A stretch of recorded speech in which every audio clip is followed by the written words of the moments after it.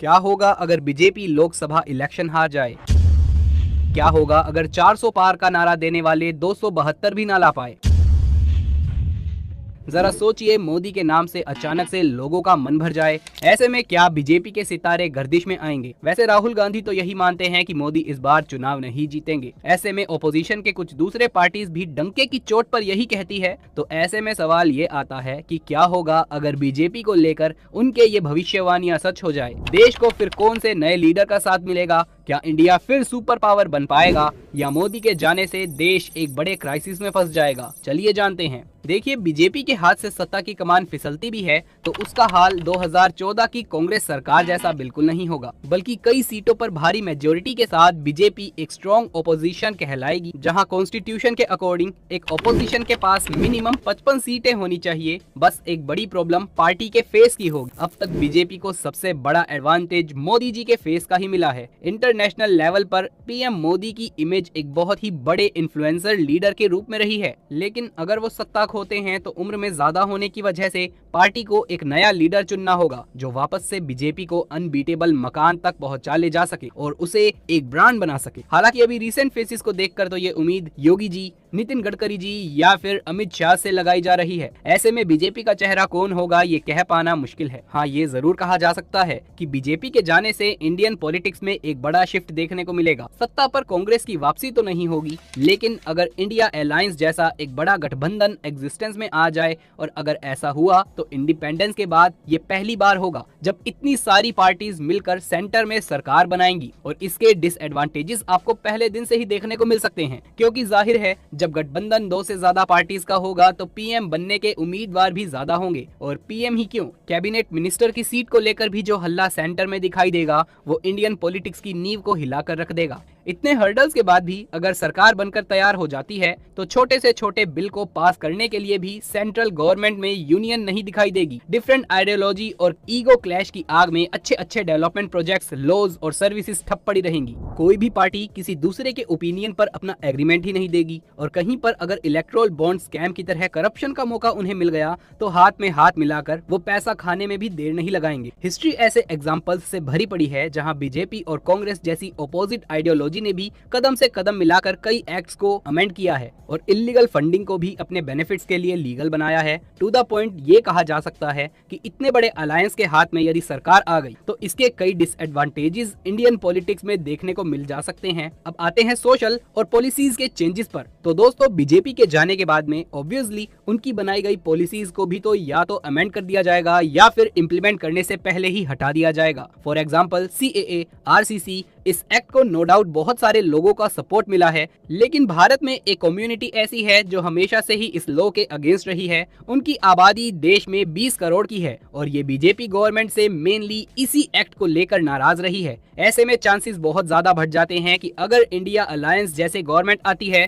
तो इतनी बड़ी आबादी का सपोर्ट अपनी तरफ करने के लिए नई सरकार ये एक्ट हटवा सकती है। CAA के साथ साथ यूनिफॉर्म सिविल कोड यानी कि UCC जैसे एक्ट पर भी रोक लग सकती है, जिसे लाने के लिए बीजेपी कब से एड़ी चोटी का जोर लगा रही है। दरअसल यूनिफॉर्म सिविल कोड एक ऐसा कानून है जो सभी धर्म समुदायों के लिए एक समान, एक बराबर, एक कानून बनाने की वकालत करता है। बीजेपी ऐसे कानून को इम्प्लीमेंट करने का दावा सालों से करती आई है, लेकिन अगर 2024 में सत्ता किसी और के हाथ में आती है साहब, तो चांसेस बहुत ज्यादा हैं कि ये मुद्दा ठंडे बस्ते में जा सकता है। इसके अलावा वन नेशन वन इलेक्शन जैसी बड़ी पॉलिसीज का मुद्दा भी मेन स्ट्रीम पॉलिटिक्स से गायब हो सकता है। अब ऐसा इसीलिए क्योंकि बीजेपी ने 400 पार का टारगेट सेट ही इसीलिए किया है ताकि वो इन मेजर पॉलिसीज को इम्प्लीमेंट कर सके। लेकिन ये तो आप भी जानते हैं कि विपक्ष इस एक्ट को लेकर कितना अगेंस्ट है। इवन लेफ्ट आइडियोलॉजी और कांग्रेस तो इस कानून को डेमोक्रेसी के खिलाफ ही मानती है। तो ऐसा कैसे हो सकता है कि वो बड़े प्यार से इसे लागू कर दें? इन शॉर्ट, बीजेपी का ये सपना धरा का धरा रह सकता है। वैसे बीजेपी के जाने से एक चीज और बदलेगी, वो है मीडिया की भाषा।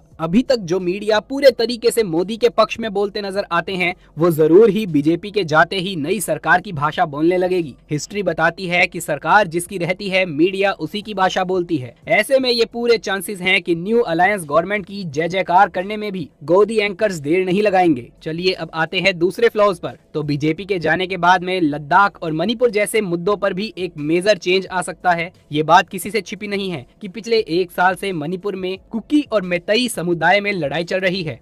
चारों तरफ अफरा तफरी और हैवी पुलिस फोर्स आज मणिपुर की सच्चाई है। और ऐसे में वहाँ जिस चीज की सबसे ज्यादा जरूरत है वो है इमीडिएट सॉल्यूशन और पीस की। हालांकि सरकार ने पुलिस को इन्फोर्स कर मामले को कंट्रोल करने की बहुत कोशिश की है, लेकिन कहीं न कहीं मोदी सरकार की ये सारी कोशिशें फेल रही। ऐसे में आने वाली सरकार से लोगों की उम्मीद है कि वो मणिपुर में कोई बड़ा स्टैंड ले, ताकि भारत के इस राज्य को वापस से एक पीसफुल स्टेट बनाया जा सके। मणिपुर के अलावा जो दूसरा चैलेंज न्यू गवर्नमेंट के सामने होगा वो है लद्दाख का। आप जानते होंगे कि कई सालों से भारत का ये इलाका भी खुद के लिए 6th शेड्यूल और फुल स्टेट होल्ड की मांग कर रहा है। सोनम वांगचुक और लद्दाख के लोग तो इसे लेकर 21 दिन की फास्टिंग तक कर चुके हैं और आज भी वहाँ प्रोटेस्ट जोरों शोरों से चल रहे हैं। उनमें गुस्सा इस बात का है कि 2019 के मैनिफेस्टो में बीजेपी ने लद्दाख के फुल स्टेट होल्ड की बात की थी, तो अब क्यों वो इसे देने में नकार रहे हैं, तो अब क्यों वो इसे देने से किनारा कर रहे हैं, क्यों इस पर उन्होंने चुप्पी साधी हुई है। आप मानो या ना मानो, लेकिन लद्दाख का मुद्दा भी बीजेपी पर लॉन्ग रन में बैकफायर कर सकता है, क्योंकि न्यू गवर्नमेंट से ये उम्मीद की जाएगी कि वो आते ही इस मुद्दे पर स्टैंड ले।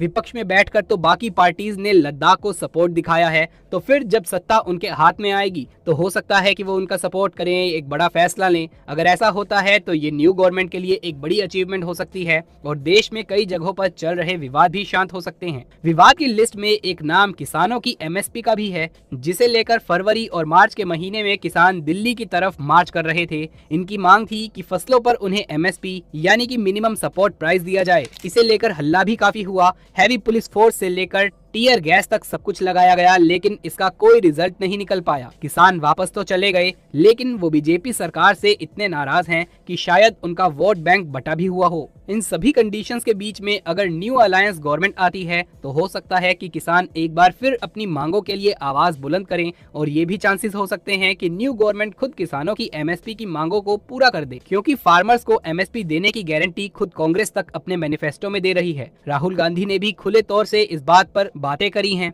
अब ये उनके खोखले वादे होंगे या सच, ये तो वक्त ही बताएगा। लेकिन हाँ, जो शुरुआत में बात बताई थी वो याद रखिएगा। वैसे एक चुनौती आने वाली नई सरकार के सामने अनएम्प्लॉयमेंट की भी बहुत ज्यादा होगी, क्योंकि बीजेपी की सरकार में बेरोजगारी दर काफी ज्यादा बढ़ गया है। आज के वक्त में ज्यादा से ज्यादा लोग बीजेपी से अनएम्प्लॉयमेंट के मुद्दे को लेकर ही नाराज हैं। उनका मानना है कि 10 सालों में बीजेपी कहीं न कहीं इस परेशानी को सुलझाने में नाकामयाब रही है, और इसका जवाब खुद आंकड़े देते हैं। खुद राहुल गांधी का कहना है कि भारत में बेरोजगारी पाकिस्तान से भी ज्यादा हो गई है। जहां पाकिस्तान में 12% अनएम्प्लॉयड है, वहीं भारत में ये आंकड़ा 23% का है। आज भारत का एक बड़ा तबका ऐसा है जो केवल घर पर बैठा है, और आलम ये है कि पोस्ट ग्रेजुएट और पीएचडी होल्डर्स तक के पास नौकरी नहीं है। ऐसे में आने वाली सरकार से ये एक्सपेक्टेशन जरूर होगी कि वो इस परेशानी पर जल्दी से जल्दी एक्शन ले। जितनी रफ्तार से हम 5th लार्जेस्ट इकोनॉमी बने हैं, लोग चाहते हैं कि उतनी ही तेजी से बेरोजगारी की प्रॉब्लम को भी टैकल किया जाए, ताकि मिडिल क्लास से एटलीस्ट मिडिल तबका ना छीन लिया जाए। कुछ एक्सपर्ट्स का मानना है कि बीजेपी के जाने से एक और चीज जो तेजी से बदलेगी वो है धर्म की राजनीति। दरअसल कई पोल्स और रिपोर्ट्स इस बात की गवाही देती है कि बीजेपी के आने के बाद में कम्युनल वायलेंस में काफी ज्यादा राइज देखने को मिला है। जो लोग इससे पहले सरकार से बेरोजगारी, रोटी, कपड़ा, मकान और टैक्स को लेकर सवाल करते थे, अब उनका मेन टॉपिक ऑफ डिस्कशन केवल धर्म की राजनीति है। अगर बीजेपी सत्ता से जाती है तो ये एक ओपिनियन है कि लोगों का ध्यान एक बार फिर से एजुकेशन, पॉलिसीज, हेल्थ, इंफ्रास्ट्रक्चर और बेसिक फैसिलिटीज सेंट्रलाइज हो जाएगा। लोगों के बीच में जो डिबेट अभी ज्ञानवापी और भोजशाला को लेकर होती है, वो मुद्दा कल को डेवलपमेंट पर फोकस हो जाएगा और ये सारे हॉट टॉपिक्स ठंडे बस्ते में चले जाएंगे। इसी बीच में एक और मुद्दा है जिस पर नई सरकार का काम देखने लायक होगा, वो है डिफेंस सेक्टर। इस बात को नकारा नहीं जा सकता कि बीजेपी ने डिफेंस सेक्टर में अच्छा खासा डेवलपमेंट किया है। 2023-24 का बजट 5,03,97 करोड़ रुपए रखा था, जिसमें से अकेला हमारा डिफेंस बजट 5.94 लाख करोड़ था। रिपोर्ट्स बताती हैं कि पिछले साल के मुकाबले हमारा डिफेंस बजट 13% से बढ़ा है। खुद Stockholm International Peace Research Institute की रिपोर्ट के अकॉर्डिंग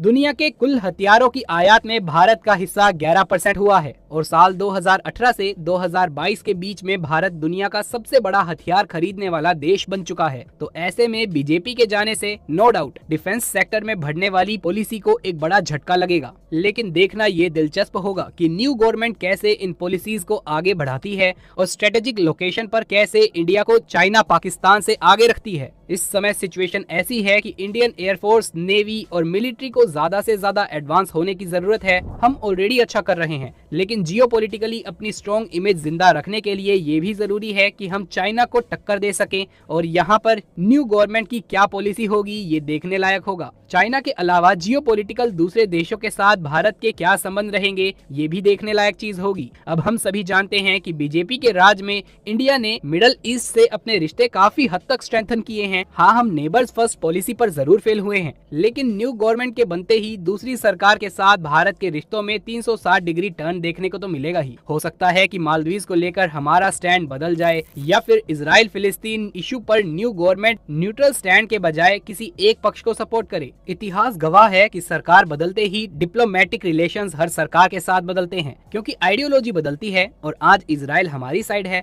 मगर दिलचस्प ये देखना होगा कि नई सरकार में हमारे फॉरेन रिलेशन क्या गुल खिलाते हैं और पॉलिटिकल इंडिया की क्या इमेज रहती है। क्या आने वाला इंडिया का नेक्स्ट लीडर भी एक इन्फ्लुएंशियल इमेज बना पाता है मोदी जी की तरह, या फिर एक इनकैपेबल लीडर बनकर उभरता है। दोस्तों, आपको क्या लगता है? इन सवालों का आपके पास क्या जवाब है? और बीजेपी के हारने से क्या आपको भी लगता है कि कोई बदलाव आने वाला है देश में? और हमें कमेंट सेक्शन में अपनी राय लिख करके जरूर से बताइएगा। इस वीडियो में इतना ही। जल्द मुलाकात होगी अगली वीडियो में। तब तक के लिए आप सभी का धन्यवाद। जय हिंद, जय भारत।